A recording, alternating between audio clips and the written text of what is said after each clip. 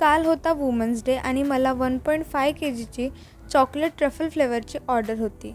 तर ही ऑर्डर सोसायटीमधलीच होती आणि त्यांनी मला कोणतीही डिझाईन पाठवली नव्हती.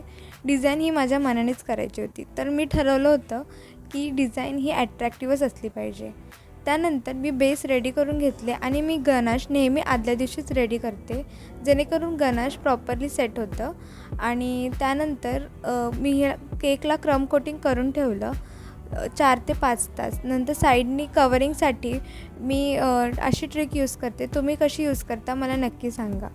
त्यानंतर केकला पूर्णपणे कवरिंग फिनिशिंग देऊन साईडनी डिझाईन करून घेतली आणि वरतून मी चॉकलेट सिरप ॲड केला. त्याच्यावरती ही डिझाईन करायला चालू केली.